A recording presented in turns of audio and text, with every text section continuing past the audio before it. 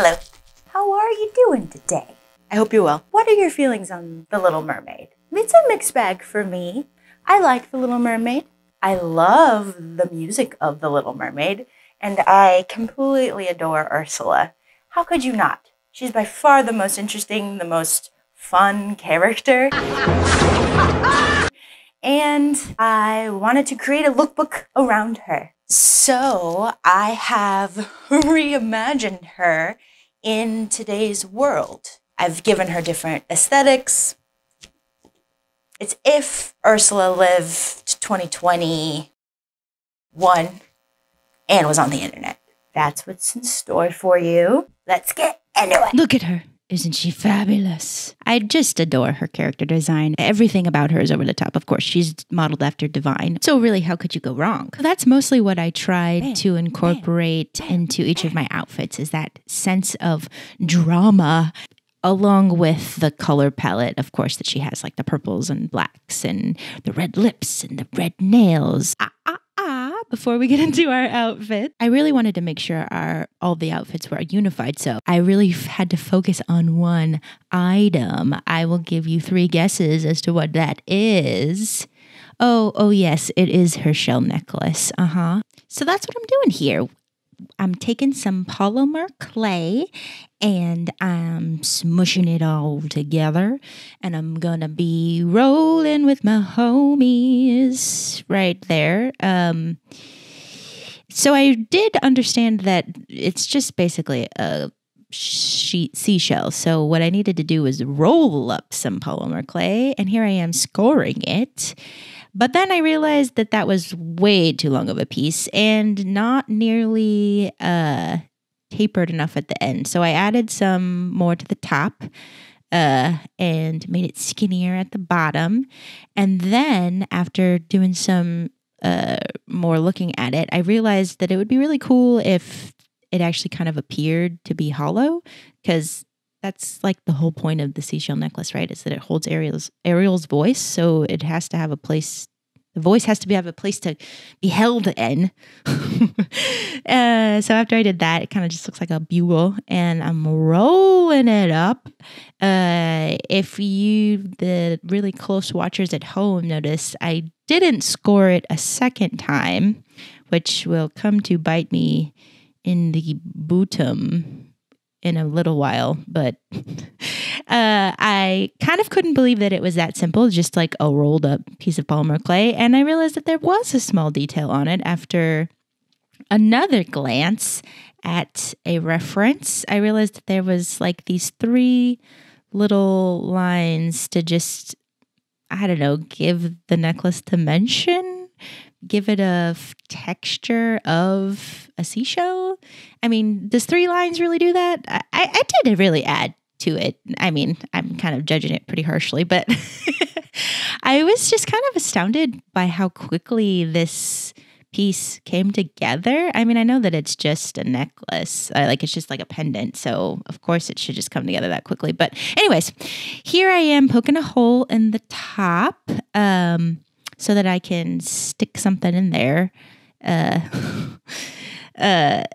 You know, the necklace part of it, the chain. There it is. But it's not a chain, so that's why I was grasping for the word. But the part that goes around your neck. Yeah. And then I realized that I stuck too thin of a wire in there, and I needed it to be a little bit thicker because I wanted my chain to be substantial. And then I just reinforced it, and into the oven she goes. And I know that's a microwave, but that's where my timer is. Here it is coming out of the oven. Excuse my dirty oven. It is only in there for 15 minutes because it's really not very, I mean, it's sizable for a pendant, but it's really not that big of a thing. Oh, and then here we go, sanding it just to give it a little bit, even out the texture. And I realized that I had a crack because I did not score it, but I just kept sanding anyways until... That was unfortunate to have happened. However, it's not the end of the world. And I knew I was going to paint it anyways. I'm kind of really glad that I chose to paint it. I was going to go for some yellow polymer clay, but I was like, nah, I want it to have a gold finish. So I just keep sanding and gotta dust it off because you got all those little fine particles after we sand. And here we go. There's the E6000. You know, I'm curious, like, I kind of understand the mechanics of glue, but not fully. Is it that now this piece is stronger because I have glued it? Is that how that works? Like that joint is now like will never come off. And here I come. Let me know if that's how glue works. Yeah. I don't know. But maybe that's like two wives' tales put together. But here I am, golden it up. And I just took my handy dandy blow dryer in between coats because I wanted to give it really some serious full coverage. And it's wash time. That's the final part of this project. I really should have inserted the chain part on camera, but I did not do that. It's basically just a piece of leather that I cannibalized from another necklace that I had. I do really like overall how it came out, and it really did work as a through point in all of my outfit decisions. So that was really nice. I don't think without this necklace I would have really read as Ursula at some points. So after getting that done, letting it dry, I did some research into some 2021 fashion trends. And after getting ready, doing my hair and my makeup, it was time. There it is. This is look number 1. I just paired a black corset with some black ripped skinny jeans, distressed. It was kind of a gothy moment. I'm wearing some like biker boots. And there's the Ursula pendant. I'm doing my best to channel Ursula in this outfit.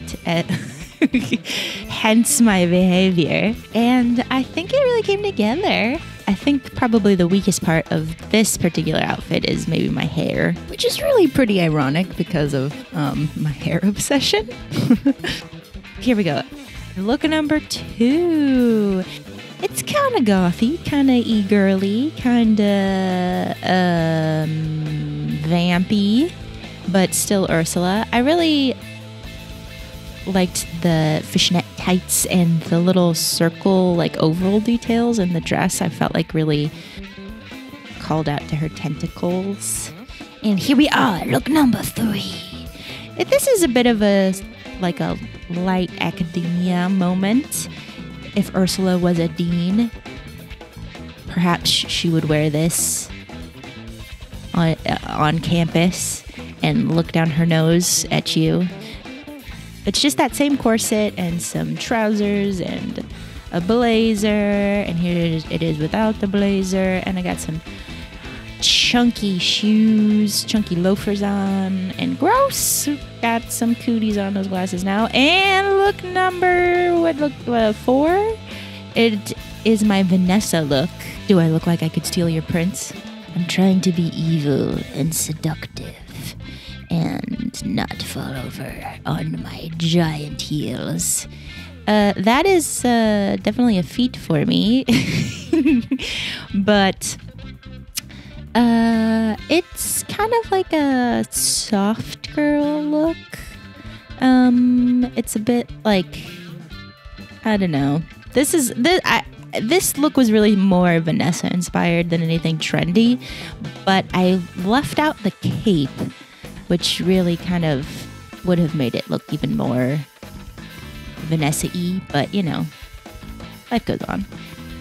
And look number 5. This is the Vanessa look when she's getting ready, like in front of the vanity, and she's all like being evil, and we're discovering that she's Ursula. We started so hard with the aesthetics, and then now this is cottagecore-ish. But you know, I think you could get married in this look. I mean, that top might be lingerie, but the bottom's definitely matrimonial. And last but not least, it is our Ursula coronation look.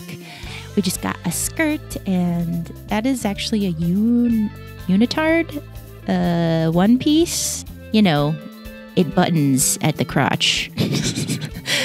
And we got some puffy sleeves and some sparkly tights. I swear I'm not drunk in this footage. I am merely drunk on exhaustion from changing my outfit so many times.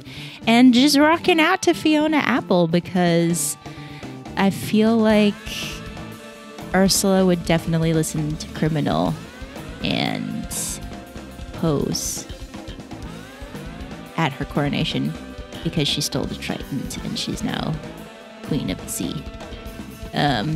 And we're coming in for some, after I get done pouting, we're going to come in for some close-up shots on our necklace. Yes, this was a golden opportunity to do a cut crease makeup look, and I did not because that is above my makeuping abilities. But I hope you thought this was cool. Or not, you know,